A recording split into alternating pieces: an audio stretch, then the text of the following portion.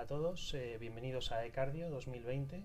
En esta primera mesa vamos a hablar de situaciones complejas en pacientes con tratamiento antitrombótico. Mi nombre es David Vivas, soy cardiólogo del Hospital Clínico San Carlos de Madrid y me toca moderar esta mesa acompañado de dos excepcionales cardiólogos.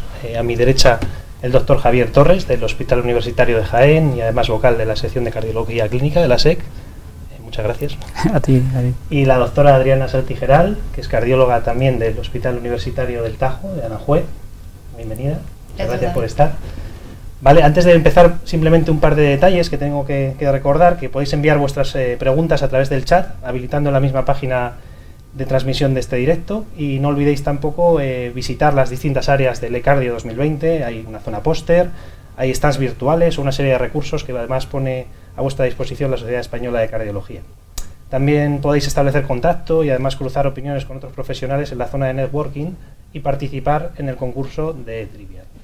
Y bien, para no retrasar sin más dilación, vamos a ir con la primera charla. La primera charla nos la va a contar el doctor Javier Torres y va a consistir en saber a qué pacientes con cardiopatía isquémica hay que mantenerle la doble terapia antitrombótica y con qué fármaco, ¿no? Si rivaroxaban o ticagrelor, es decir, estrategia Compass o estrategia Pegasus. Por favor, Javier, cuando quieras. Gracias, David. Bueno, pues efectivamente vamos a intentar dilucidar un poco el tema. Lo hemos planteado de la forma más práctica posible y para ello pues vamos a presentar primero un caso clínico que representa un poco la práctica diaria de cualquiera de nosotros. Es un varón de 58 años con varios factores de riesgo, hipertenso, diabético, dilipémico, con sobrepeso y diagnosticado igualmente de una enfermedad arterial periférica grado 2A. Y el primer evento que tiene el paciente es en 2016 con un infarto sin evaluación de ST, como podéis ver, una enfermedad de dos vasos, de arteria coronaria derecha y de ramo marginal de la circunfleja, con función sistólica normal, y se trató, como podéis ver, se revascularizó percutáneamente mediante estén farmacoactivos tanto en la derecha como en el ramo marginal. Este fue su tratamiento al alta, doble antiagregación con aspirina y ticagrelor de 90 miligramos, más el resto de tratamiento habitual que se utiliza en este tipo de pacientes. Es verdad que, desgraciadamente por motivos personales, al paciente se le propuso realizar rehabilitación cardíaca, pero el paciente rechazó. Las siguientes noticias que tenemos el paciente, prácticamente un año después, se presenta el paciente en consulta con ángulos de esfuerzo estable, se realiza una eco de estrés que es positiva. Desde el punto de vista analítico, realmente el LD era un control muy malo del LD por intolerancia a estatina. El paciente llevaba tiempo sin tomar su tratamiento estatínico con una glicada aceptable, y cuando se realiza nueva evaluación de la enfermedad coronaria vemos como hay progresión de esta misma enfermedad a nivel tanto de tronco coronario izquierdo de A ostial y restenosis del estén de la circunfleja. Se vuelve a revascularizar, tanto peridilatando la restenosis como un procedimiento algo más complejo, un estén farmacoactivo con kissing balón en tronco circunfleja, y nuevamente es dado de alta ya con nuevamente aspirina y ticagrelor, y un paciente en donde ya se optimizó el tratamiento dilipémico con evolucumab, se añadió dapaglifosina para reducir eventos cardiovasculares, y esta vez sí el paciente aceptó acudir a la rehabilitación cardíaca. Esto realmente, este caso, lo único que nos refleja un poco lo que estamos acostumbrados a que nos digan los registros de vida real y los ensayos clínicos, y es que el paciente con un evento cardiovascular, tanto un infarto previo o enfermedad arterial periférica o enfermedad coronaria crónica, es un paciente que sigue teniendo eventos a lo largo del tiempo. En distintos registros, ya os digo, con infarto previo, un paciente a los 3 años puede tener incluso un 20% de nuevos eventos, y esto es extrapolable igualmente a la enfermedad coronaria o enfermedad arterial periférica estable. Por ello, una de las bases fundamentales del tratamiento del riesgo cardiovascular residual de estos pacientes, uno de ellos es la prolongación del tratamiento antitrombótico.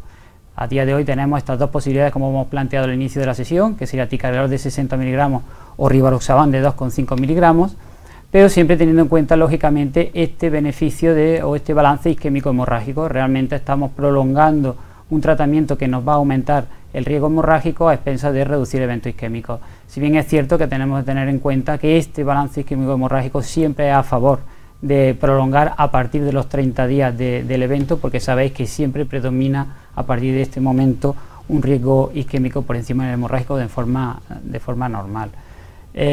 Para ello el estudio Compass, como sabéis, fue el ensayo que intentó demostrar la superioridad de rivaroxaban en enfermedad arterial periférica y enfermedad coronaria crónica. Se incluyó a más de 27.000 pacientes, prácticamente el 90% tenía enfermedad coronaria y casi un 30% tenía enfermedad arterial periférica, y lo que se testó fue una dosis báscula de rivaroxaban, una dosis de 2,5 asociada a aspirina, frente a aspirina o dosis algo más superior de rivaroxaban.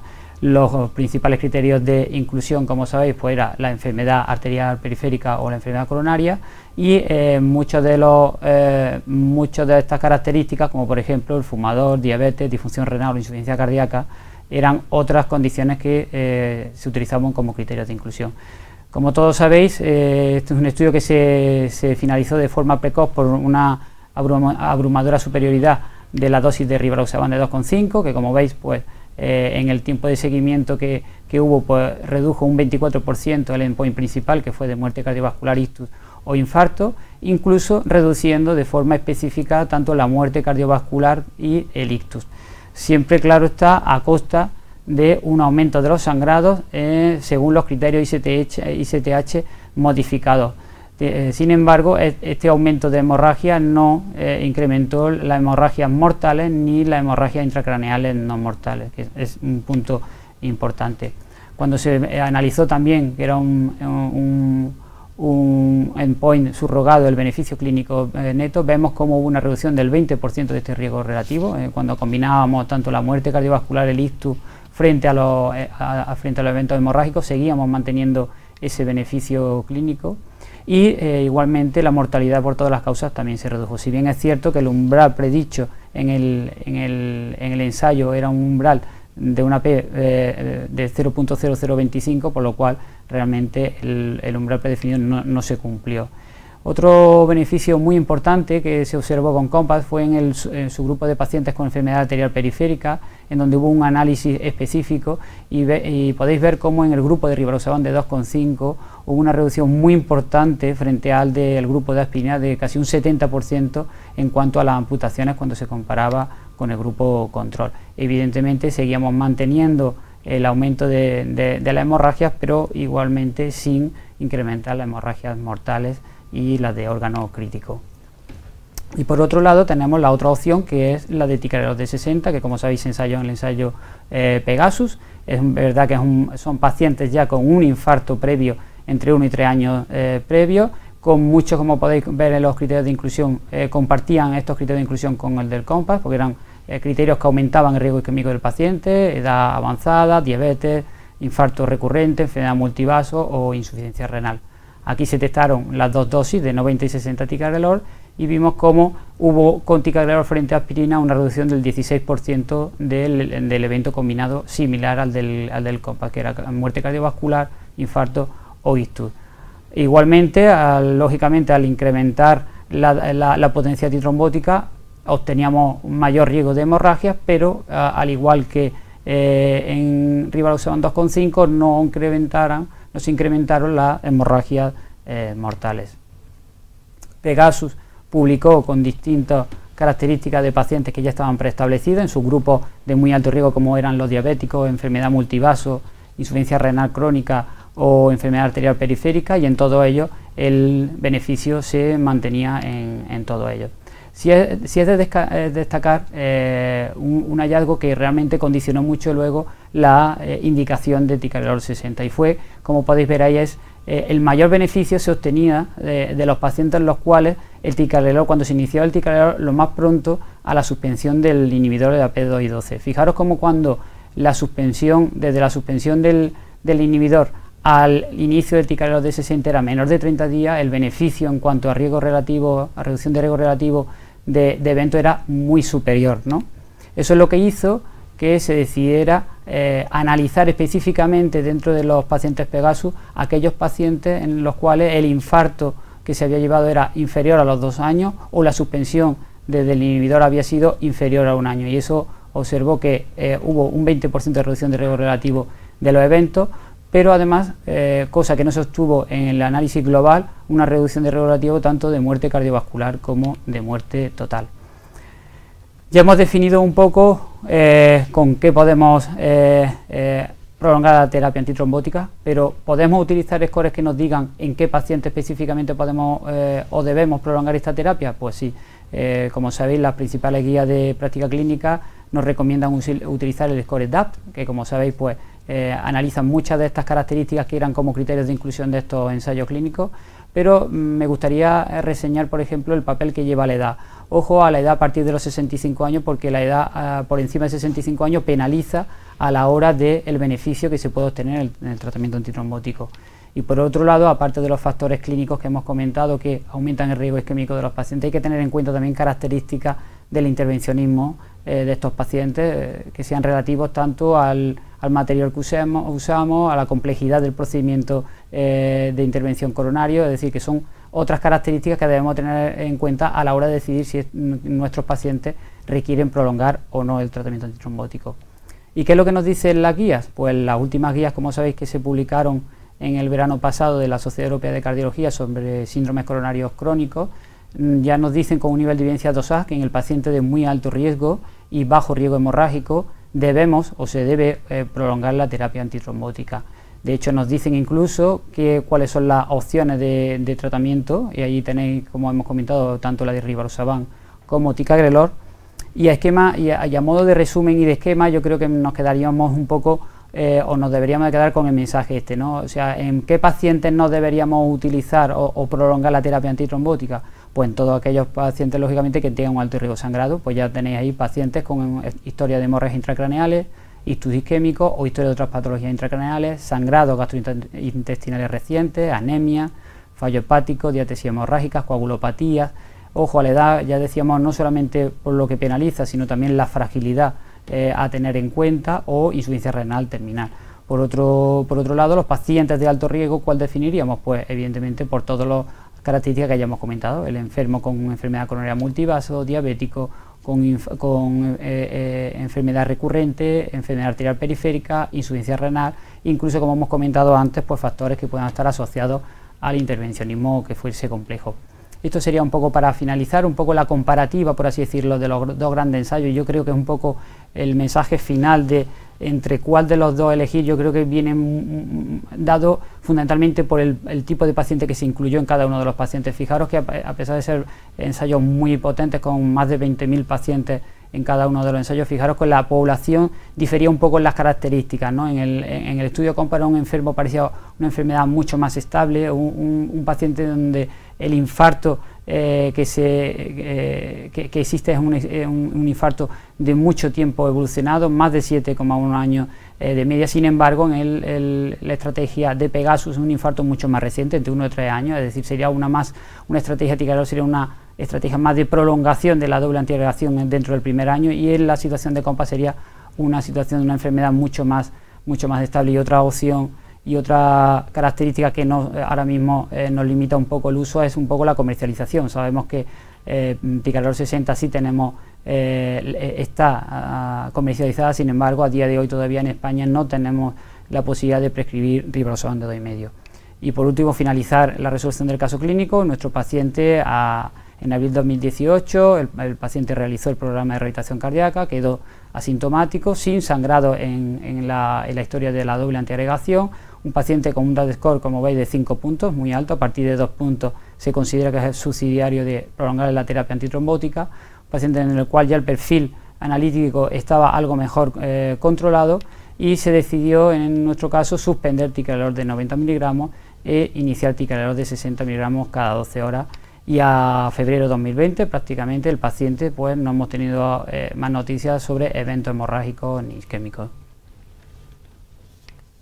Muy bien, pues muchas gracias, Javier. Yo creo que nos ha quedado bastante claro qué hacer en este tipo de pacientes, aunque todavía seguro que hay controversias y dudas. Vuelvo a repetir que podéis hacer las preguntas que queráis a través del chat, y luego al final de la sesión pues sacaremos las que creamos más relevantes. Bueno, seguimos con esta mesa. Vamos a dar paso ahora a la doctora Adriana Saltigeral, que nos va a contar la siguiente presentación, que es otro tema además muy frecuente que vemos en la práctica clínica, que es qué tratamiento antitrombótico se recomienda en los pacientes con fibrilación auricular y un síndrome coronario agudo.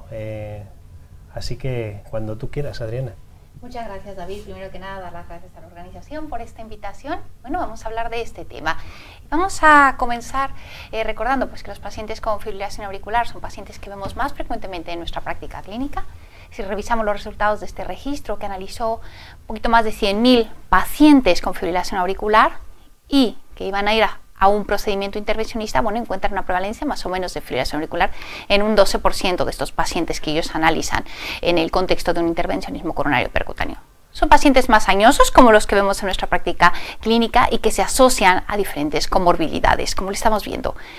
Una cuestión importante, la fibrilación auricular es un factor de riesgo independiente para aumentar la presencia de complicaciones hemorrágicas después del procedimiento intervencionista y por ende aumentar las complicaciones o la mortalidad de nuestros pacientes. Muy bien, ya hemos visto un registro. Ahora veamos mi práctica clínica. Les voy a presentar a mi paciente. Es una señora que tiene 66 años de edad.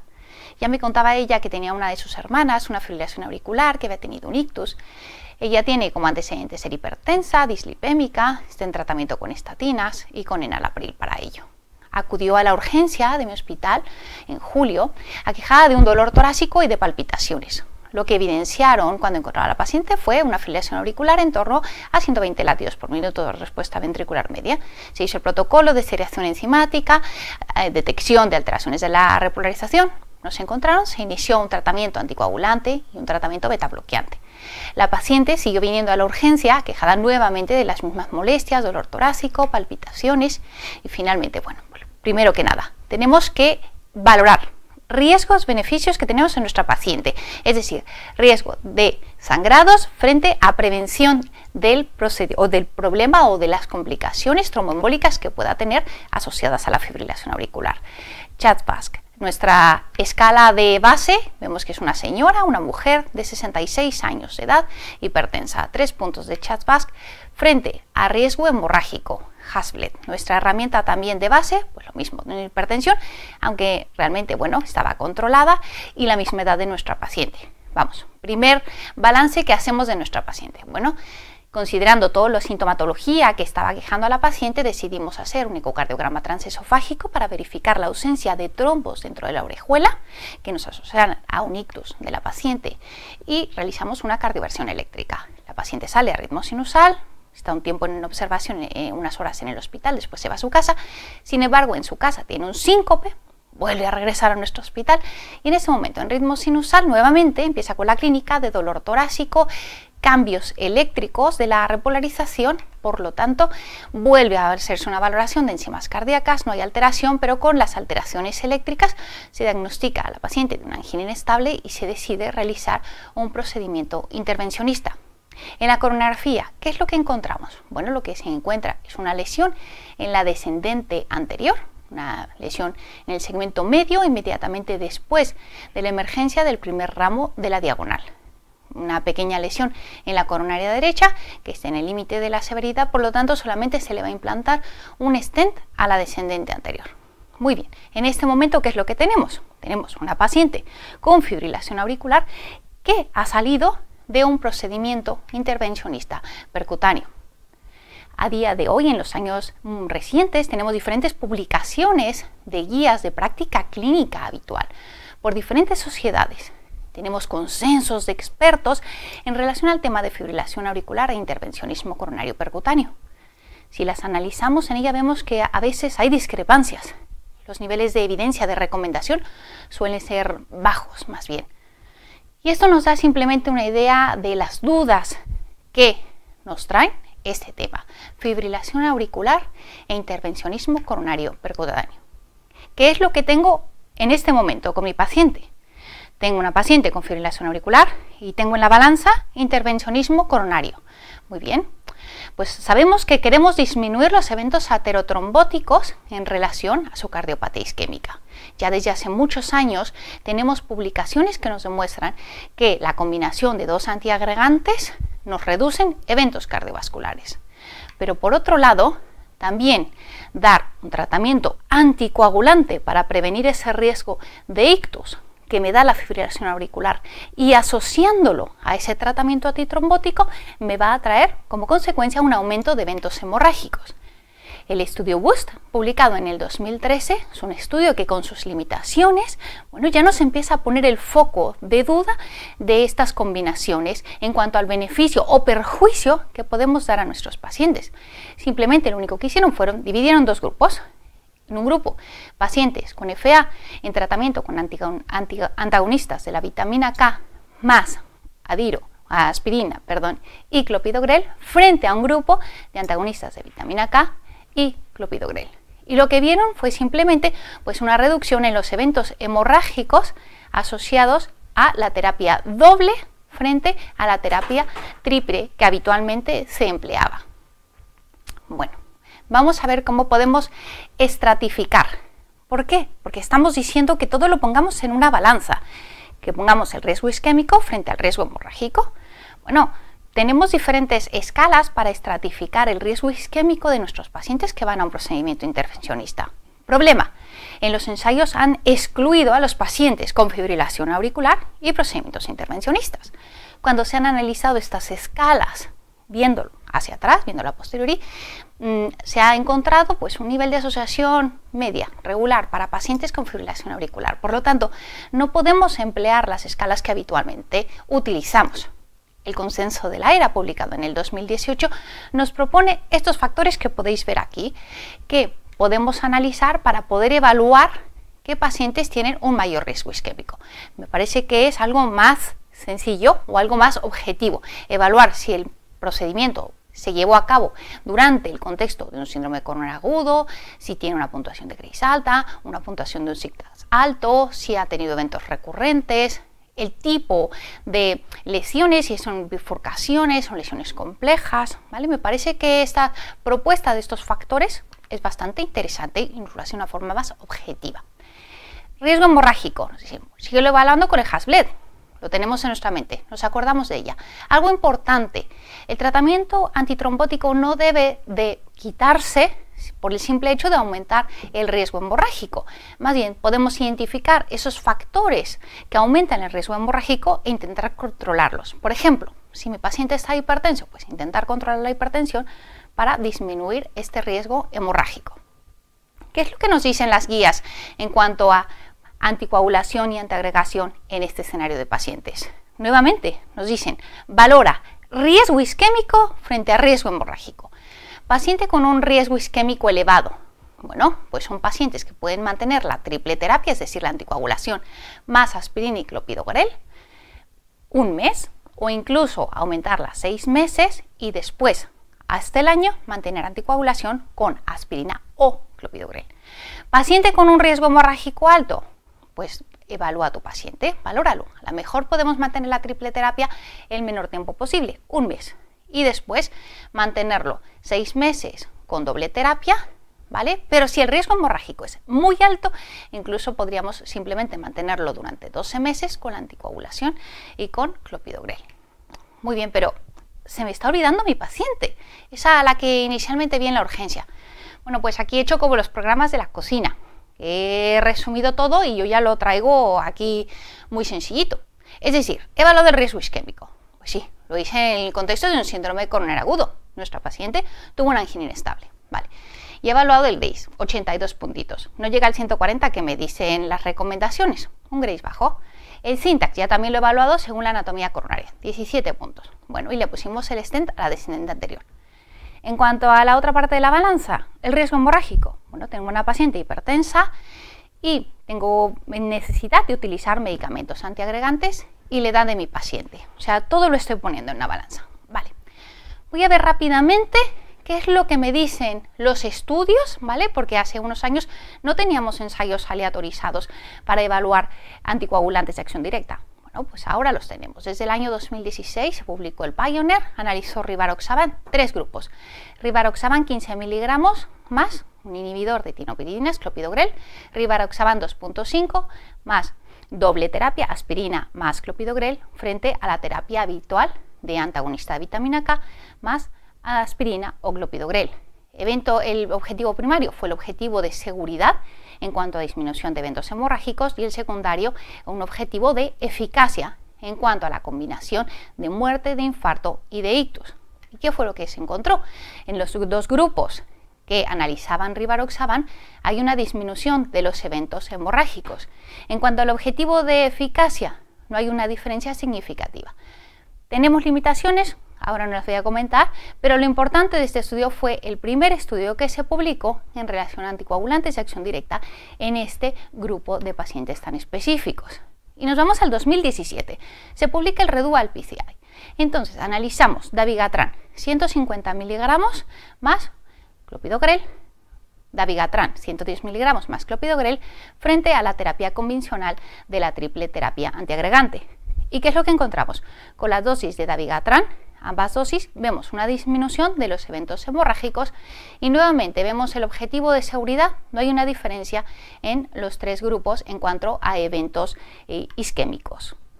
Por lo tanto, en el 2017, publicado en la Revista Española de Cardiología en el 2018, ya nos dan recomendaciones sobre el tratamiento antiagregante plaquetario. Y nos dicen, ojo, pues con la evidencia que tenemos a día de hoy, la triple terapia tenemos que mantenerla el menor tiempo posible. Y ojo, sobre un antagonista de la vitamina K, pues es preferente utilizar un anticoagulante de acción directa. 2019. Estamos mucho más adelante. Ya hemos pasado estas publicaciones y ahora tenemos el resultado del estudio Augustus. Es un estudio donde se analiza apixaban. Es un estudio peculiar en cuanto a su diseño. Es un diseño factorial 2x2. ¿Qué quiere decir? Que una población de 4.000 pacientes la aleatorizan primero a apixaban o antagonista de la vitamina K. Una vez que están aleatorizados esos pacientes, los vuelven a aleatorizar y a unos les dan aspirina y a otros les dan placebo. Ojo, que esos pacientes que estaban con apixaban con antagonistas de la vitamina K, nuestro grupo de pacientes también estaban en tratamiento con clopidogrel. Y estos pacientes estaban en el contexto de un síndrome coronario agudo o pacientes que iban a un intervencionismo. Muy bien, bueno, pues cuando se sigue estos pacientes con el objetivo primario de seguridad de reducción de eventos hemorrágicos y el objetivo secundario de eficacia en cuanto a reducción de eventos isquémicos, estos son los resultados. Cuando analizamos la disminución de eventos hemorrágicos, apixaban 10% de eventos hemorrágicos frente a antagonistas de vitamina K, 14%. Ojo, algo muy interesante, la comparativa entre aquellos grupos de placebo y aspirina. La reducción es abismal, hasta un 47% menos de sangrados con placebo que con aspirina. Una cuestión interesante porque hasta este momento los estudios anteriores no nos habían resuelto esta duda. No sabíamos si el beneficio de la reducción de los eventos hemorrágicos era por el uso del anticoagulante de acción directa o por quitar la aspirina.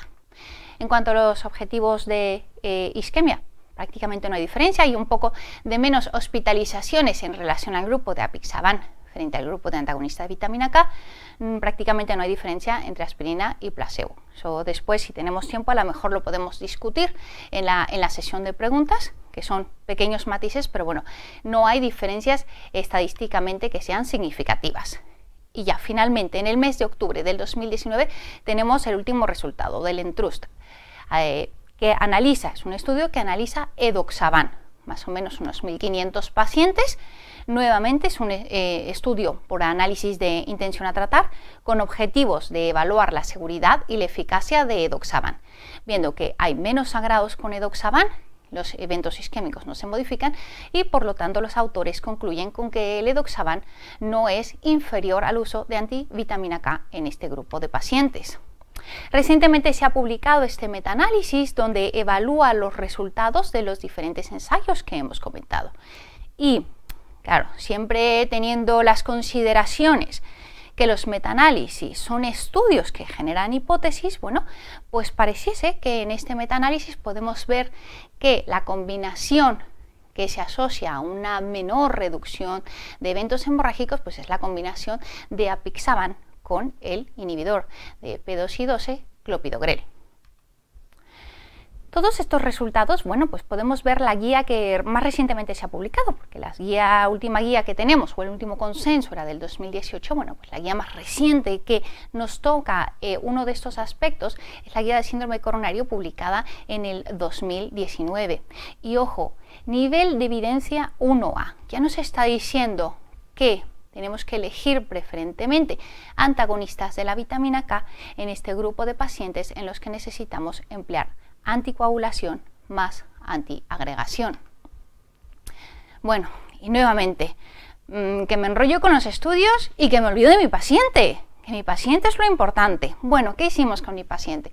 Pues mi paciente le dimos de alta con aspirina durante un mes, a dosis de 100 miligramos cada 24 horas. Lo asociamos con clopidogrel, que vamos a mantener a lo largo de 12 meses, y la terapia anticoagulante que elegimos fue la de apixaban 5 miligramos cada 12 horas, ya que también tenía una función renal normal, asociada a su tratamiento con atorvastatina, con bisoprolol y con enalapril. Por lo tanto, ¿qué mensajes me puedo quedar de una forma práctica? Vamos a ver. Bueno, después de todo esto, ¿qué hacemos? ¿Triple terapia antiagregante? O sea, antagonista de la vitamina K o anticoagulante de acción directa más aspirina o clopidogrel, o la doble, el anticoagulante más aspirina o clopidogrel. Bueno, pues volvamos a la misma imagen de la balanza. Evaluemos el riesgo isquémico frente al riesgo hemorrágico de nuestro paciente. Si hemos decidido que queremos utilizar la triple terapia, utilicémosla inicialmente, y en aquellos pacientes que consideremos que el riesgo de sangrado es mayor, mantengamos la doble terapia antiagregante. Bueno, y si quiero la triple terapia, ¿cuánto tiempo? El menor tiempo posible. Recordemos, ya las guías nos dicen, incluso un mes podemos mantenerlo. La cuestión es que durante el primer mes después del procedimiento intervencionista es la máxima presencia de trombosis del stent, el riesgo de trombosis del stent. Por eso mantenerlo durante ese tiempo. ¿Cuál de los antagonistas? Clopidogrel, porque es el que se ha asociado o el que se ha estudiado más frecuentemente en estos ensayos, ¿vale? Y pongo información con ticagrelor y con prasugrel, parece que hay un poquito más de sangrados. Antivitaminas K o anticoagulantes de acción directa. Ya hemos visto los resultados de los diferentes ensayos con los anticoagulantes de acción directa, hemos visto la reducción de los eventos hemorrágicos y la seguridad que nos da poderlos emplear. Por lo tanto, creo que la frase a continuación nos resume lo que parece ser que va a venir en un futuro. Cuanto menos, mejor. A día de hoy sabemos que la triple terapia, cuanto menos tiempo la mantengamos, vamos a dar más seguridad a nuestro paciente, vamos a disminuir los eventos hemorrágicos, manteniendo la seguridad de la eficacia en cuanto a la prevención de eventos trombóticos. Esperemos que las próximas guías hagan actualizaciones en este sentido, considerando los resultados de los ensayos clínicos que os he presentado. Muchas gracias. Pues muchas gracias a ti, Adriana. La verdad que ha sido una charla muy práctica, ha generado unas cuantas preguntas que luego si quieres comentamos, la verdad. O sea que, bueno, tendremos yo creo que 10 o 15 minutos luego para comentar las tres charlas. Ahora, bueno, pues me autopresento yo mismo. Me toca revisar un tema que yo también creo que es bastante controvertido y lo vamos a intentar enfocar de la manera más práctica, que es qué pasa con los pacientes que tienen una fibrilación auricular y que sangran, y que además tienen sangrados de repetición, que es lo que hacemos, ¿no? Porque aquí hemos repetido por activa y por pasiva que la fibrilación auricular tiene que estar anticoagulada, pero hay veces que la anticoagulación pues, acarrea pues, el efecto secundario más frecuente, que es el sangrado de repetición. Pues yo, como mis compañeros, también voy a empezar con un caso clínico que seguro que casi todos vosotros reconocéis de vuestra práctica clínica habitual. Es una mujer de 78 años, hipertensa, diabética tipo 2, con una enfermedad renal crónica y un aclaramiento de creatinina en torno a 35 o 40 mililitros minuto, con fibrilación auricular permanente en tratamiento con acenocumarol, que a pesar de todo pues sigue siendo el anticoagulante más frecuente de la práctica clínica aquí en nuestro país, y con varios ingresos en medicina interna por sangrado digestivo bajos, fundamentalmente con el diagnóstico de angiodisplasia de colon, que además desde el punto de vista endoscópico pues han intentado tratar, pero los tratamientos no han sido del todo efectivos, a pesar de un buen control de INR. De hecho, en el último episodio de reingreso, en este caso en medicina interna, el INR que tenía la paciente cuando ingresó con el sangrado activo fue de 2.4. Bien, nos llega una interconsulta al servicio de cardiología para ver un poquito qué podemos hacer, cómo les podemos ayudar, si hay alguna forma de mejorar el tratamiento de esta paciente. Pues bien, yo he puesto en el qué hacemos ahora, que era un poco la pregunta de la charla, estas 4 opciones. Probablemente hay alguna más, pero yo creo que son las más frecuentes en la práctica clínica. Algunas a lo mejor parecen hasta un poco absurdas, permitidme la palabra, ¿no? Presentarlas ahora, pero es que realmente es lo que se hace todavía. No sé si os pasa a vosotros dos, pero la primera, por ejemplo, que parece que es una discusión superada, yo me la encuentro con mucha frecuencia todavía en el día a día, ¿no? Vamos a irlas desarrollando poco a poco y vamos a ir explicando pues de una forma muy práctica, que es lo que la evidencia recomienda. Bien, antes de nada, lo primero que hay que hacer, como bien han explicado los anteriores ponentes, es balancear el riesgo hemorrágico y el riesgo embólico, el riesgo de isquemia que tiene nuestro paciente, ¿no? Si nos vamos a las escalas clásicas de riesgo, tenemos que nuestra paciente, por la escala Chad-Basque, tendría 1 punto por hipertensión, 2 puntos por edad de más de 75, 1 punto por diabetes y 1 por sexo femenino, es decir, un Chad-Basque de 5, sería un Chad-Basque, bueno, de riesgo por lo menos moderado, diríamos, ¿no? Y sin embargo, si nos vamos, en este caso, a la que más frecuentemente utilizamos en la práctica clínica, que es la del Hasbled, encontraríamos que la paciente también es hipertensa, que tiene una alteración de la función renal, que tiene historia de sangrado y una edad de más de 65. El INR lábil lo dejo un poco apartado porque realmente a veces es muy complicado en la práctica clínica encontrar los INRs previos. Entonces, al menos es un paciente con un Hasbled de 4, es decir, un paciente con un riesgo hemorrágico pues también considerable. Por tanto, nos encontramos ante un caso complicado, donde el balance isquémico y sangrado no es fácil de dilucidar porque los dos son elevados. Ya digo, es complicado, pero es que es muy frecuente en la práctica clínica, el sangrado digestivo. Bien, nos encontramos en la práctica clínica con frecuencia todavía que muchas personas pues sustituyen el anticoagulante en estos casos por un antiagregante, un poco al estilo de me pongo una venda en los ojos y bueno, pues ni para ti ni para mí, de forma coloquial. Bueno, esto ya desde hace casi 10 años está más que superado, hay evidencia suficiente. Yo creo que la más, digamos, categórica es la que nos demostró el estudio Averroes en su momento, en el que comparaban a pacientes que por diversas causas, como puede ser la causa de nuestro paciente, pues en teoría tenían una contraindicación o un riesgo muy elevado de estar anticoagulados y se les aleatorizaba a antiagregación con aspirina o anticoagulación, en este caso con apixaban. Y se vio claramente, además el estudio también fue detenido prematuramente, como los pacientes con los pacientes con sangrado, con riesgo isquémico eran mucho mayores en el grupo de aspirina que en el de apixaban, y además no había diferencias en cuanto al sangrado. Uno puede decir, ya, pero bueno, el sangrado digestivo es un poquito diferente a los sangrados que se ven en la práctica clínica o de los ensayos, que son sangrados, pues hemorragias intracraneales, etcétera. Bueno, pues también se puede decir que no había diferencias en cuanto al sangrado gastrointestinal entre la anticoagulación y la antiagregación. Por tanto, si tenemos que plantearnos hacer algo con un paciente de este estilo, con sangrado de repetición, lo que no nos tenemos que plantear es antiagregar, y de hecho esto ya queda bastante claro en las últimas guías de práctica clínica de la Sociedad Europea de Cardiología de fibrilación auricular, en donde ya aparece como clase 3. Ya recordad que la clase 3 no solo es que no esté indicado, sino que además hacer eso puede ser perjudicial para nuestros pacientes. Bien, otra cuestión que también se realiza con frecuencia en la práctica clínica es, bueno, pues nuestro paciente a lo mejor no tenía un buen control del INR y lo que hago es que le hago controles más frecuentes, mantengo la antivitamina K y si lo mantengo en un INR pues entre 2 y 3, yo creo que de esa forma pues podemos evitar que nuestros pacientes pues tengan más episodios de sangrado. Y realmente, bueno, esto no es a lo mejor tan descabellado como lo anterior, vamos a decirlo así, porque hay evidencias, además evidencias en la era, digamos, de los anticoagulantes orales de acción directa, en donde si nosotros reintroducimos la warfarina, en este caso, tras un sangrado, no solo un sangrado digestivo, sino un sangrado también, por ejemplo, intracraneal, que son los más graves, ¿no?, versus no hacer nada, es decir, no le pongo anticoagulante, que eso también es otra opción que se realiza con frecuencia en la práctica clínica, pues esto disminuye la mortalidad, la incidencia de ictus, básicamente, no solo de ictus isquémicos, y además hay un aumento leve, no significativo, en la incidencia de resangrados. Entonces uno puede pensar que si yo hago esto así, pues mantener buenos controles de INR pues puede ser un factor protector. Y realmente, pues hombre, esto genera mucha controversia y mucha duda, por dos razones fundamentales. La primera, nada desdeñable, es que si nos vamos a ver la calidad de la anticoagulación en España, a través de la mayoría de los registros, aquí pues pongo pues, por ejemplo el Califa, el Fantasía, Paula, Anfagal o el recientemente publicado el ICUSI, vemos que mantener INRs con cualquiera de los dos métodos, con el método directo, el método de Rosendahl por encima del 60%, pues es que ni la mitad, no llegan ni la mitad en el mejor de los registros, ya no hablamos de los ensayos clínicos, hablamos de la vida real, y es que es muy complicado mantener a los pacientes en rango, y recordad que el rango es básicamente una medición puntual en un determinado momento del INR que tiene el paciente.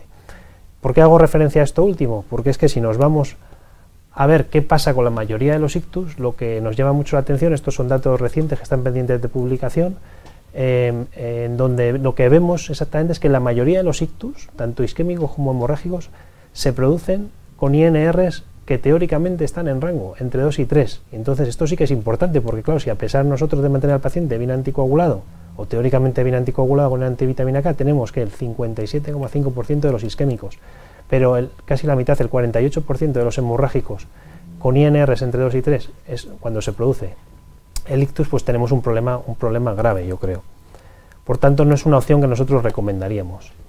Pasamos a la siguiente opción en la que podríamos tener en nuestra paciente. Recordad, paciente sangrado digestivo de repetición y en tratamiento con antivitamina K. Pues vamos a sustituir el acenocumarol por un anticoagulante oral de acción directa.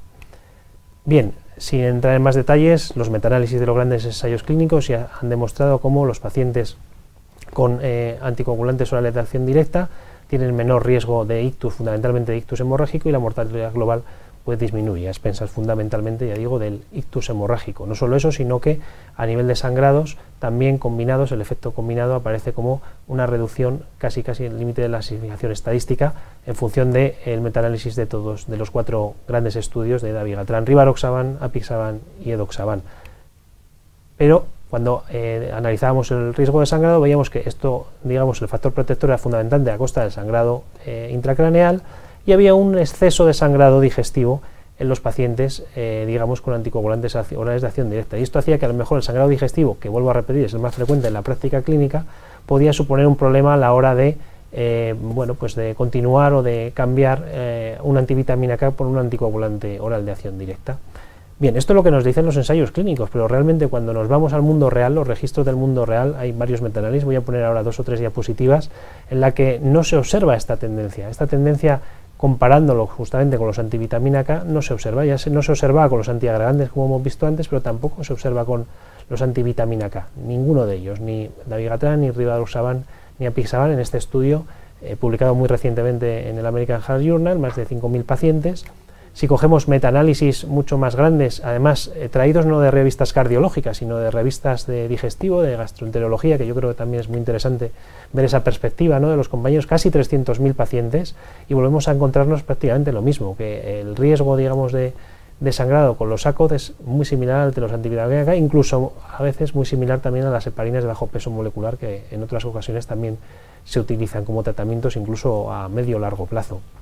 En este metaanálisis, por ejemplo, se objetivaba que los anti-10A dentro de los anticoagulantes orales de acción directa iban un poquito mejor que los antivitamina K, o incluso que el dabigatran, cosas que luego, bueno, pues en otros registros, digamos, no se ven del todo, ¿no? Por ejemplo, este de aquí, en el que compara de forma, vamos a llamarla indirecta, el rivaroxaban con dabigatran, el apixaban con dabigatran y el apixaban con rivaroxaban, pues salía que parece que el que menor riesgo de sangrado digestivo tenía el apixaban frente a ambos. Rivaroxaban salía un poquito peor, pero ya digo que esto varía un poco en función de cada registro, en función de cada metaanálisis. Lo importante, con lo que yo me quedaría, es que no son inferiores en la vida real a los antivitamina K, y eso es muy importante porque estamos hablando de sangrado, porque si cogemos la otra, digamos, la otra parte de la balanza, que es igual o más importante, que es el ictus isquémico, ahí sí que son superiores, y son superiores sobre todo utilizando la dosis adecuada del anticoagulante oral de acción directa, que este es el principal problema también que nos encontramos en la práctica clínica, sobre todo en este caso con apixaban. Nos encontramos que hay pacientes que se les da la dosis de 2,5 miligramos cada 12 horas cuando no tienen indicación de reducción de dosis. Esto es frecuentísimo en la práctica clínica, y esto sí que puede conllevar que los pacientes, como aparece aquí en la diapositiva, que los pacientes podamos encontrarnos con que tienen más eventos, fundamentalmente isquémicos, por intentar, digamos, reducir el evento de sangrado cuando realmente no estás reduciendo nada. Si el paciente sangra, hay que utilizar la misma dosis si queremos ponerle un anticoagulante oral de acción directa, solo ajustado a lo que nos dicen las fichas técnicas de los fármacos, fundamentalmente función renal. En el caso, por ejemplo, de apixaban, recordar también pues la edad y el peso de nuestros pacientes. Bien, nos quedaría una última pregunta que yo creo que hay que tenerla también en cuenta, sobre todo para que los cardiólogos clínicos pues podamos dar esta información a los compañeros hemodinamistas, los intervencionistas, que puede ser el cierre o la ligadura de la orejuela izquierda. Y es que este procedimiento, que en las guías, fijaos que ya han pasado casi 4 años de las guías de la Sociedad Europea de Fibrilación Auricular, en donde aparecía el tratamiento intervencionista, es decir, el cierre de orejuela como clase 2B, nivel de evidencia D, en casos de muy alto riesgo, lo dejaban un poquito, vamos a decirlo, como un poquito abierto, ¿no? No daban unos criterios muy claros, y siempre si el paciente pues, no se podía anticoagular o tenía alto riesgo de anticoagulación. Y realmente esto ha cambiado un poquito. Esta es una diapositiva muy reciente del documento de consenso tanto de la ERA como de la Sociedad de Intervencionismo Europea sobre cómo se deben de guiar los pacientes, ¿no?, que puedan ir a un cierre de orejuela izquierda, y realmente nos lo dice bastante claro. Yo creo que es un documento que tiene bastante sentido, ¿no? Si el paciente tiene contraindicaciones para la anticoagulación, desde luego hay que considerar la ligadura, la oclusión de la orejuela izquierda, o en los pacientes en donde existe alto riesgo, en donde podemos encontrar aquí las características, por ejemplo, que tenía la paciente que hemos presentado, HbF elevados, pues sangrados que no sean controlables, como pueden ser sangrados digestivos, pacientes pues que en donde, no es en nuestro caso, pero bueno, podría ser la anticoagulación oral ineficiente, por ejemplo, pues que tengan un ictus a pesar del tratamiento con antivitamina K, como hemos dicho antes, etcétera, etcétera. Son esos casos que yo creo que, pues, que hay que comentarlos, por lo menos, y que muchos de ellos los tenemos en la consulta, pues nos vamos peleando con ellos como podemos, y realmente ahora tenemos otras opciones más allá del tratamiento farmacológico. La mayoría de los registros, en este caso con los dos dispositivos utilizados, como son el Watchman y el Amulet, nos indican que la mayoría de los pacientes que se envían a cierres de orejuela son pacientes que tienen contraindicaciones para la anticoagulación oral.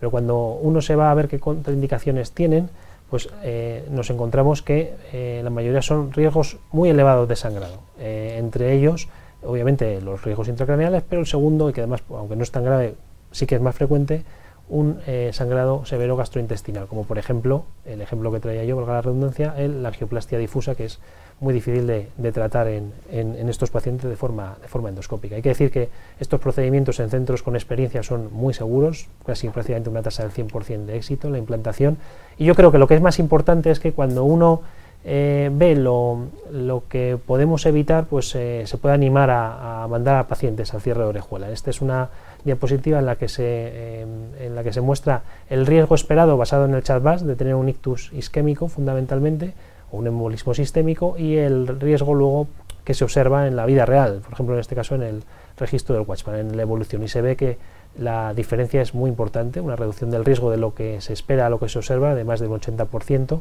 por tanto podemos encontrarnos con un posible tratamiento en determinados pacientes que puede llevarse a cabo con relativa seguridad y además es bastante eficiente. ¿Cuál es la otra cara de la moneda? Pues que un cierre de orejuela requiere un tratamiento antitrombótico después. En función del tipo de paciente y en función del riesgo, podemos encontrarnos desde lo que había en los ensayos clínicos primeros, en donde se tenía que continuar con la anticoagulación, dar durante una serie de semanas aspirina y anticoagulación, y luego seguido de por lo menos 6 meses doble antiagregación, que en pacientes con sangrados y sobre todo sangrados digestivos pues muchas veces no los toleran, es peor casi el remedio que la enfermedad. Ahora están saliendo ya registros y estudios con anticoagulantes orales de acción directa en este campo. Hay otros pacientes que se les puede mantener solo con doble antiagregación, incluso con antiagregación simple o no dar nada. Ya digo que este es un campo muy abierto en donde todavía no hay unas recomendaciones claras, y yo creo que en los próximos meses o años vamos a tener más datos para poder ofrecer posiblemente en un siguiente cardio pues un poco más de luz a este tema. Pero no quiero terminar la charla sin comentar un poco otra más de las opciones que podemos tener, que es el cierre de la orejuela desde el punto de vista quirúrgico, estrictamente. O sea, no un paciente que va a cirugía valvular y le cerramos la orejuela o le hacemos una ablación tipo MEIS, sino directamente mandarle solo a cierre de orejuela. Y esto ya se está haciendo en muchos centros, incluido por ejemplo el centro en el que yo pertenezco, en donde pacientes que fundamentalmente tienen una contraindicación absoluta para cualquier tipo de tratamiento antitrombótico, sea antiagregante o sea anticoagulante, y si el paciente, por el riesgo inherente a su Euroscore, por decirlo de alguna forma, lo tolera, porque son cirugías, ya digo, de mínima invasión comparado con otras cirugías cardíacas, pues existe ya la posibilidad de hacer cierres de orejuela que luego no requieran un tratamiento antitrombótico, puesto que el cierre se hace por fuera, por decirlo de alguna forma, y no por dentro, y no tenemos que esperar a la epitelización o endotelización del dispositivo. Por tanto, es otra opción más, que además también ya lo mencionan en las recomendaciones de la ERA y de la Sociedad de Intervencionismo Europeo, como opción para poder tener de cara al tratamiento de nuestro paciente. En el caso de nuestra mujer, que ya hemos comentado antes, pues en la interconsulta de cardiología, después de comentarlo con sus médicos, lógicamente, y en sesión médico-quirúrgica, en un jartín que tenemos nosotros al efecto, pues lo que se decidió al final fue cerrar la orejuela con un dispositivo de Watchman y que quedó con un resultado óptimo, y mantener clopidogrel durante 3 meses. La paciente fue bien, en la última revisión, que fue hace varias semanas, la verdad es que estaba asintomática, no ha tenido ningún nuevo episodio de sangrado digestivo y no ha tenido ningún evento isquémico. Por tanto, creemos que la opción elegida, a posteriori por supuesto, pues fue la correcta. Muchas gracias. Y bueno, creo que hemos ido bastante bien de tiempo los tres, por lo que nos han ido indicando, o sea que yo creo que vamos a tener por lo menos 10 o 15 minutos para comentar las dudas que puedan surgir. Yo he apuntado aquí unas cuantas que nos han ido pasando en el test, pero vamos, sois libres de, si queréis lanzar cualquier pregunta de cualquier charla, vamos, pues estamos en ello. Yo, si queréis, por romper el hielo, empiezo con alguna pregunta que teníamos en el chat y que yo creo que son interesantes.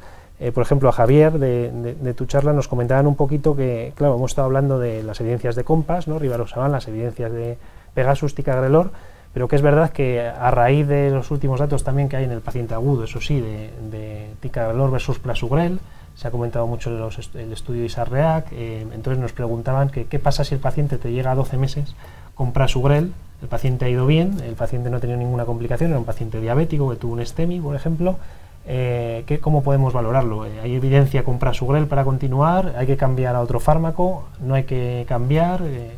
¿Qué nos puedes comentar? Es una muy buena pregunta. Pues realmente nos podemos plantear efectivamente este escenario, ¿no?, en el cual la doble antiagregación del primer año sea con prasugrel. La verdad es que en ese sentido, tanto COMPASS como Pegasus no abordan mucho esta cuestión, ¿no?, porque la inmensa mayoría de pacientes tratados eran pacientes o tratados con el propio ticagrelor de 90 o con clopidogrel, ¿no? Y realmente no tenemos ahora mismo evidencia más allá del DAP, que además el DAP mayoritariamente se hizo con clopidogrel, igualmente no tenemos una evidencia contundente para poder hacer algún tipo de recomendación de prolongar más allá de los 12 meses con prasugrel, a pesar de que las guías lo plantean, o sea que la posibilidad de que prasugrel se mantenga lo contemplan las propias guías, pero sí es cierto que la evidencia que soporta tanto en Pegasus como en COMPASS es mucho más fuerte para estos dos fármacos, ¿no? Pero realmente la guía así lo contemplan, pero bajo mi opinión tenemos dos fármacos con una evidencia mucho más potente en este escenario, estamos hablando, que es el escenario de prolongación del tratamiento antitrombótico, ¿no?, doble. Muy bien. Tenemos alguna también para Adriana, que no quiero dejar de volver a felicitar por su charla.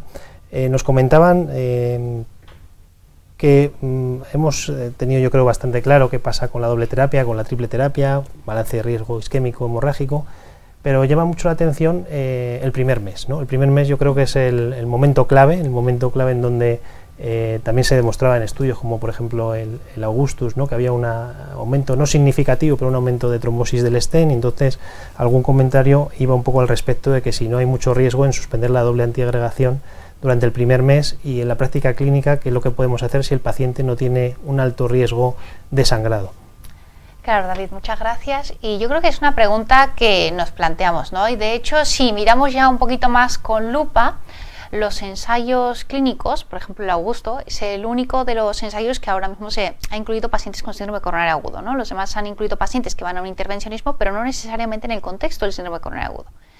Tenemos que considerar que esos pacientes se incluyeron de media más o menos unos 7 días después, más o menos 7 días después del evento agudo. Incluso antes de estos 7 días los pacientes estuvieron con triple terapia, ¿no?, con un anticoagulante, con aspirina y con la mayoría de ellos, un 90%, con clopidogrel, ¿vale? Por eso siempre me refiero a clopidogrel. Luego ahí los incluyen y a partir de ahí los aleatorizan, ¿no? Entonces lo que tú decías era una cuestión bastante interesante que se ve en el resultado cuando se analiza sobre todo esos subgrupos y se compara aspirina frente a placebo. Hay un aumento un poquito más de eventos trombóticos en el grupo del placebo, en el grupo de esos pacientes que no damos aspirina, ¿no? Entonces plantean la duda de que, claro, aunque no alcanza una significancia estadística, se plantea la duda de, bueno, ¿tengo que dejar realmente al paciente sin aspirina y mantenerlo con la anticoagulación y el clopidogrel, por ejemplo, desde la fase inicial del evento del síndrome coronario agudo hasta 6 meses o lo que yo haya considerado? hasta ahora mismo no hay una recomendación clara, o sea, no hay una evidencia que nosotros digamos, sí, o sea, parece que podemos disminuirlo. A ver, el número, la N, no fue suficiente para poder determinar esa eficacia. De hecho, en ninguno de los 4 ensayos son lo suficientemente potentes como para poder determinar un resultado de eficacia. O sea, en todos yo me he quedado con, bueno, pues no hay diferencia en las curvas de eficacia, pero porque se necesitarían poblaciones súper grandes, más o menos las estimaciones son de 40.000 pacientes. Vamos a ver quién incluye tantos pacientes, ¿no? Y luego, por ejemplo, sumar a cada uno de los participantes de cada uno de los ensayos y hacer como un análisis real de cada uno es muy difícil. O sea, no, las casas comerciales no van a dar sus poblaciones, ¿no? Sus bases de datos, por así decirlo. Entonces, queda la duda. A día de hoy no hay una recomendación de decir, venga, vamos a quitarle la aspirina a todos. Lo que sí que vemos es que disminuimos mucho el riesgo hemorrágico. Entonces, yo creo que lo que yo recomendaría sería individualizar. Nuevamente, si tengo un riesgo isquémico alto, vamos, es que no me queda la menor duda, pues yo le daría la aspirina, el clopidogrel y el anticoagulante. Pero si tengo un riesgo hemorrágico alto, ¿no? Como tenemos muchos pacientes que incluso en los primeros días después del síndrome coronariano agudo, por ejemplo, te hacen una hemorragia porque tengan algún trastorno digestivo, y vamos a ver quién es guapo que además se mete a operarles el divertículo o algo que tengan en el recto, ¿no? O sea, entonces te dice el digestivo, mira, ahora mismo con el stent recién puesto, pues tampoco es un candidato óptimo para cirugía, ¿no? Entonces, pues a lo mejor en ese paciente valoraría y dejaría la triple terapia el menor tiempo posible, o incluso, como las mismas guías te dicen, pues un anticoagulante más clopidogrel o aspirina. Yo creo que además lo has dejado tú muy bien claro en las conclusiones. Casi se puede decir que hagas lo que hagas con la antiagregación, el resultado con el ACOD es mejor que con una antivitamina K. O sea, tú puedes tener doble o triple terapia. Además, yo creo que lo bonito del estudio Augustus, ¿no? Que ese diseño factorial te da la evidencia necesaria para decir, bueno, podemos discutir si doble o triple terapia, pero lo que es indiscutible, yo creo, es que el paciente tiene que estar con un ACOD y no con una antivitamina K. Yo creo que eso, tanto nosotros como las autoridades en donde está restringido más el visado por el tema de la prescripción, yo creo que es una de las opciones que más tenemos que luchar, ¿no? Desde el punto de vista clínico. Fíjate, hablando un poco lo que comentabas tú, otro compañero nos preguntaba que si había algo de evidencia, porque tú habías dicho y habías dejado muy claro que, además así lo comentan los estudios, que el fármaco antiagregante de elección en estos pacientes, además más si vas hacia doble terapia, era clopidogrel, ¿no? Sí. Y comentaba algún compañero que si no podríamos considerar en algún escenario el uso de, en este caso, más ticagrelor que prasugrel, porque era el que estaba representado, aunque era en poblaciones muy pequeñitas, en los estudios pivotales, ¿no?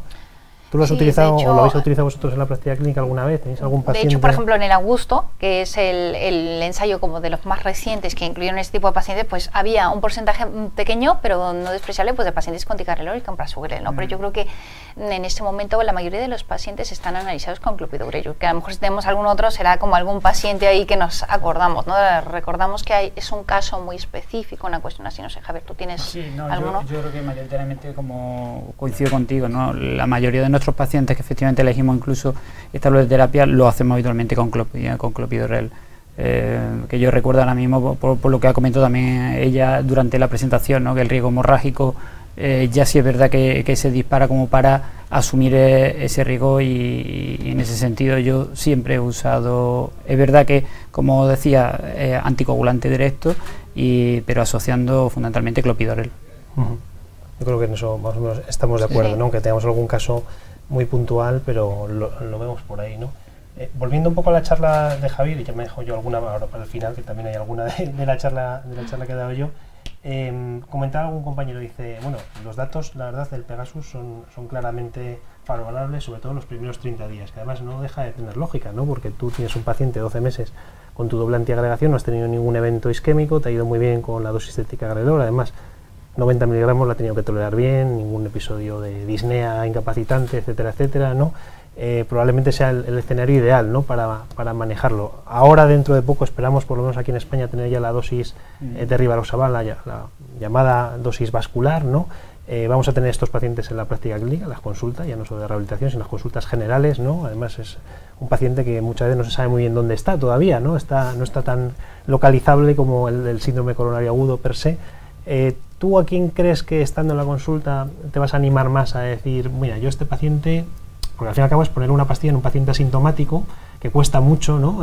Ahora, es más si vamos ahora a todo el tema de polipíldoras, etcétera, etcétera, decirle, está todo bien, las pruebas han salido bien, tiene un LDL de 60, ha bajado incluso con respecto a la última vez desde que le di el combinado, o de PCSK9, lo que sea, y de repente le voy a poner una, o en este caso 2 pastillas, porque cualquiera que se ponga son 2 pastillas, ¿no? ¿Cómo piensas manejar o cuál es el paciente ideal, ¿no? que te va a llevar a darle o una u otra?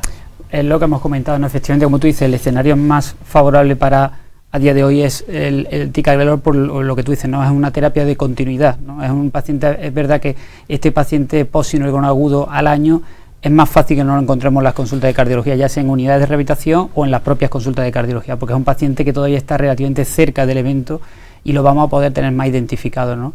Nosotros en nuestro centro sí tenemos mucha experiencia por eso, porque esa continuidad entre la unidad de rehabilitación y las consultas de cardiología generales sí vemos mucho estos pacientes. Sin embargo, efectivamente hay muchos otros pacientes de perfil de COMPASS, donde el paciente es un enfermo, como hemos dicho, ya mucho más evolucionado, probablemente mucho más estable, con una enfermedad ya sea arterial periférica o coronaria de mucha mayor evolución. Muchos de estos pacientes no los vamos a tener probablemente en las consultas de cardiología, van a ser pacientes que los vamos a tener en atención primaria, son pacientes que a lo mejor, si no han vuelto a tener ningún otro evento a lo largo de su vida, pues probablemente hayan sido dados de alta, ¿no? En todo caso, en ese sentido probablemente sea más difícil de identificar, pero no cabe duda que probablemente son pacientes que, en aquellos pacientes que por ejemplo han tenido más de un evento, si son pacientes de más riesgo, que probablemente sí quedan enganchados en la consulta de cardiología, y son pacientes en los cuales sí se les va a poder probablemente ofertar esta terapia, ¿no? Sobre todo, como decíamos, pacientes con muy alto riesgo isquémico, pues son pacientes que probablemente sí estén en las consultas y sí se lo podamos ofrecer, ¿no? Una cuestión interesante en el caso de Javier era eso, ¿no? O sea, la cuestión del riesgo isquémico que tiene el paciente, de valorar los factores que puedan aumentar ese riesgo e identificar así los pacientes que más se beneficien, ¿no? De incluso la terapia de ticagrelor prolongada más el inhibidor, por ejemplo, de PCSK9, ¿no? O sea, son pacientes que como común denominador tienen enfermedad arterial periférica, más eventos o eventos recurrentes, varios vasos lesionados, enfermedades complejas, en fin, ¿no? O sea, yo creo que eso es lo importante, ¿no? A lo mejor por los pacientes que tuvieron el infarto hace 7 años que están estables, pues a lo mejor solamente tuvieron una lesión, por ejemplo, en la corona derecha media, ¿no? Por decir algo. Y esos van a estar pues en atención primaria y estables. Yo creo que la cuestión es ir identificando esos pacientes de un riesgo isquémico alto y un riesgo hemorrágico bajo, que son los que finalmente se van a beneficiar más, ¿no? Y yo creo que algo interesante es poder hacer escalas que sean más prácticas, más sencillas, ¿no? Que puedas tú contar con ellas en tu misma consulta, ¿no? A lo mejor en la misma plataforma digital si tienes una historia electrónica, o una cuestión que sea muy práctica, ¿no? Para que puedas evaluarlo y puedas identificarlo. Totalmente de acuerdo.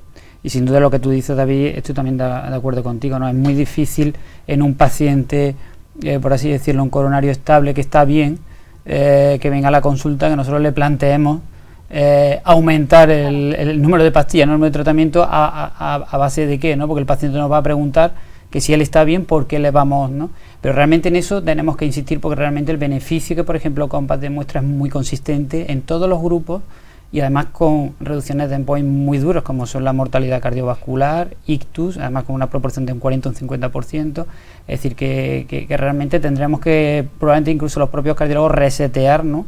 Y realmente ser un poco muy conscientes de estratificar, como tú dices, el riesgo de nuestros pacientes, porque muchas veces nosotros somos los que infraestimamos este riesgo, ¿no? Del paciente típico que te dice, bueno, él está bien, no me encontró, pero realmente tú ves que es un enfermo con enfermedad multivaso, arteriopatía periférica, insuficiencia renal, son pacientes con muy alto riesgo de no solamente tener eventos, sino de morirse, ¿no? De una muerte cardiovascular. O sea que en ese sentido es importante enfocar mucho e identificar ese paciente. Totalmente. La verdad es que agradecemos ahora que la Sociedad Española, la Europea, bueno, la Española de Cardiología, hayan sacado la guía de síndrome coronario crónico, porque yo creo que era el gran olvidado de toda la cardiología, porque es verdad, y con razón, no te dije centrar en la mortalidad del síndrome coronario agudo, pero el síndrome coronario crónico, yo creo que si hablamos ahora mismo de cómo está organizado la cardiopatía isquémica crónica en cada uno de nuestros centros, es absolutamente heterogénea, y dentro de cada centro seguro que no nos ponemos de acuerdo entre los propios cardiólogos. Yo creo que además este tipo de evidencias van a estar muy relacionadas también con una reestructuración de muchos servicios para tener una llamada consulta de cardiopatía isquémica compleja o de reeventos, no sé cómo llamarlo, porque a lo mejor excede en algunos sitios de la rehabilitación cardíaca, otros se puede asumir, pero al fin y al cabo este paciente está en las consultas del día a día, en las consultas de ambulatorio, consultas externas, y que es muy difícil centralizarlo, ¿no? Y a lo mejor es una buena forma para crear protocolos conjuntos con la atención primaria, sobre todo, ¿no? Para poder, digamos, hacer que estos pacientes, ya no solo desde el punto de vista del tratamiento antitrombótico, sino, como Adriana decía ya, tratamiento hipolipemiante, tratamiento también antidiabéticos, ahora con fármacos que probablemente demostrarán también en pacientes incluso no diabéticos tener también evidencia, o sea que vamos a estar en otro escenario de la cardiología que nos hemos movido con relativamente poca frecuencia, ¿no? Yo creo. Claro. Yo, si me permite, también me gustaría hacerte una pregunta. Por favor, estaba deseando. No, porque es verdad que el escenario clínico el que has planteado pues es tan frecuente y realmente nos surgen tantas dudas a todos cuando tenemos este tipo de casos. Me gustaría preguntarte, me parece perfecta la decisión que habéis hecho, además, sobre todo, como dices, si está apoyado en un HER-Team, genial, porque es lo que hay que hacer, pero desde un punto de vista práctico, ¿qué escenarios clínicos parecidos a estos apoyarían más, por ejemplo, el uso de un anticoagulante directo o directamente, como en este, plantear el tema del cierre de la orejuela? Es decir, por el hecho de sangrados digestivos repetidos, ¿directamente dirigirías, por ejemplo, a cierre de orejuela o...? Quizá en este paciente a lo mejor hemos saltado de la antivitamina K al cierre de la orejuela, por varias razones. Uno, porque tenemos experiencia en nuestro centro. Dos, porque no es un sangrado prohibitivo, que eso también es una cosa importante, porque realmente si luego casi todos los centros con experiencia, yo he hablado con gente que se dedica a intervencionismo, por ejemplo, pues el grupo de Alicante con Juanmi Ruiz Nodar, tiene mucha experiencia en ello, y la verdad es que llama mucho la atención que la mayoría de los pacientes que mandan a cierre de orejuela son pacientes que tienen ya una contraindicación casi absoluta para el tratamiento antitrombótico, es decir, un paciente que no tienes mucho margen de maniobra, ¿no? Cuando quizá a lo mejor lo más interesante es adelantarnos un paso y decidir un poco cómo manejarlo, ¿no? Este es un paciente que en muchos sitios se manejaría con un anticoagulante oral de acción directa y con una dosis infraterapéutica, porque yo me lo he encontrado con mucha frecuencia y hemos tenido que hacer el cambio, desgraciadamente ya demasiado tarde, con el ictus presente, ¿no? Este es un paciente que probablemente, si lo ponemos como pregunta de Mir, como se suele decir, ¿no?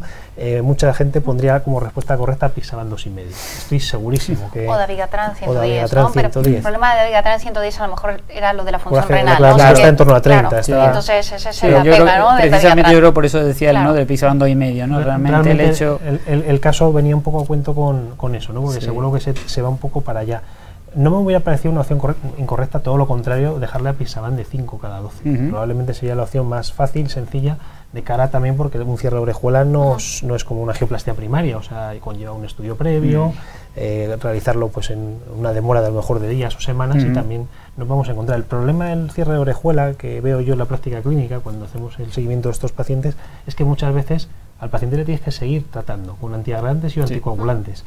Y el paciente sigue sangrando, entonces claro, te encuentras en un escenario un poco complejo. Nosotros, de todos modos, en nuestro centro ya hemos tenido 3 o 4 pacientes, sobre todo pacientes nefrópatas, también con riesgo de sangrado, en diálisis y tal cual, que los hemos mandado al cierre con el Atricur, que es el procedimiento quirúrgico, y han ido bastante bien. O sea, es una acción que siempre tienes ahí, que obviamente no es la ideal, pero que a lo mejor, bueno, pues en sangrados muy puntuales, muy seleccionado, es sencillo. Pero de todos modos hay registros que, bueno, por no alargar la charla, pero por ejemplo la Clínica Mayo tiene un registro muy bonito publicado el año pasado, en donde pacientes que iban a cierre de orejuela con sangrado intracraneal y que les mantenían luego terapias antitrombóticas cortitas como las que hemos visto, en el registro realmente no tenían tanto sangrado como los esperados, ¿no? Los sangrados eran mucho menores, y yo creo que eso deja un poco más la puerta abierta, ¿no?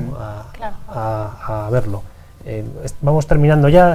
Queda alguna pregunta. Hay una que quería dejar un poco al final porque me hacía gracia, no la he escrito pero la he visto aquí, porque era un poco hablando de la charla más de la de Adriana que las dos nuestras, que era un poco que qué pasa si el paciente a lo largo del tiempo que está con el tratamiento doble o triple antitrombótico necesita una intervención o cirugía.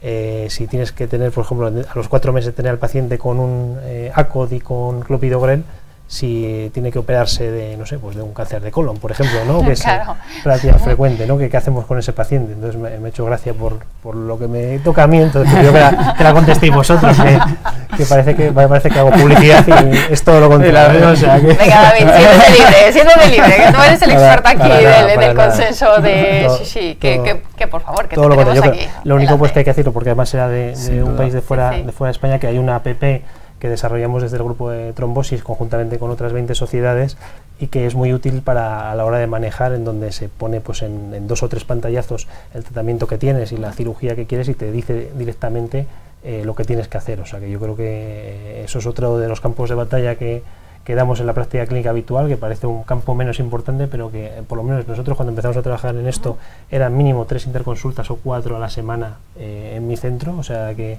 y yo creo que podrá ayudar sobre todo a los médicos no cardiólogos, bueno, los cardiólogos también, ¿no? Pero los médicos no cardiólogos, anestesia, primaria, etcétera, a poder evitar terapias lesivas como puede ser la terapia puente, que prácticamente no está indicada, odontología, que también tiene mucha duda. Participó en ello. O sea que nada, pues os animo a descargar la aplicación. No llevamos royalties, se lo juro. O sea, que de verdad. No sé cómo vamos de tiempo, yo creo que vamos a ir... ¿Tenemos otra pregunta? Sí, teníamos alguna otra pregunta, podemos hacer. Por ejemplo, nos comentaban un poquito que cómo manejamos, como yo ya lo he comentado un poco, si queréis podéis dar vuestra experiencia, la de Jaén y la de Aranjuez, un poco a saber, el paciente con hemorragia intracraneal que tiene fibrilación auricular, es decir, un paciente que le teníamos anticoagulado y que de repente nos hace una hemorragia intracraneal, ¿no? ¿Cuál es el manejo ideal? Esto es un sangrado diferente al que yo he planteado, porque era un sangrado menos frecuente, pero por supuesto más invalidante, ¿no? ¿Cómo lo manejáis vosotros? ¿Qué relación tenéis en este caso, pues, con neurología, ¿no? Son los que obviamente ven a este paciente, etcétera, etcétera. Nosotros los casos que hemos tenido han sido los casos fundamentales, por eso te lo he preguntado, que sí hemos mandado a cierre de orejuela. En estos pacientes también es verdad que depende con qué estaba anticoagulado del paciente, con qué dosis, si estaba con antivitamina K, qué INR estaba, si había una patología de base, pero es verdad que los casos que nosotros llevamos acumulados de cierre de orejuela, muchos de ellos son de este tipo, son hemorragias intracraneales, que son pacientes anticoagulados, incluso algún caso con anticoagulante directamente nosotros lo hemos propuesto para cierre de orejuela. Sí, nosotros hemos visto, sobre todo anticoagulantes, bueno, como tú has dicho, el grueso de la población tiene todavía antagonistas de la vitamina K, ¿no? Por lo restrictivo que suelen ser los visados y esas cuestiones. Entonces, en este contexto hemos visto, y solemos cambiarlo a anticoagulantes de acción directa.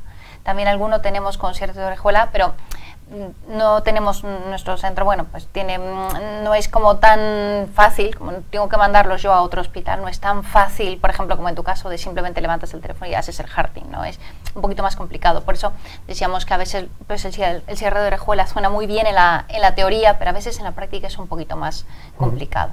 De todas maneras, hay evidencia, de hecho, que en el paciente con antivitamina K, el primer paso que hay que seguir, incluso en estos casos, habitualmente el anticoagulante directo, fundamentalmente por la evidencia tan contundente que dice, y es lo que dicen las guías, es decir, que incluso en pacientes con sangrado intracraneal el paso habitual es anticoagulante directo, ¿no? Pero yo me estoy acordando de casos ya digo, excesivamente complejos, ¿no?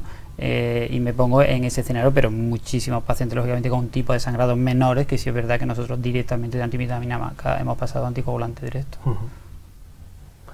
Muy bien, pues vamos a tener que ir despidiendo. La verdad es que yo he pasado un rato muy agradable, espero que vosotros también. Igualmente, y sobre todo la gente que nos ha estado viendo por ahí. Muchísimas gracias, Javier, de verdad, por tu charla y por toda tu experiencia que nos has abordado. Adriana, lo mismo digo, faltaría más.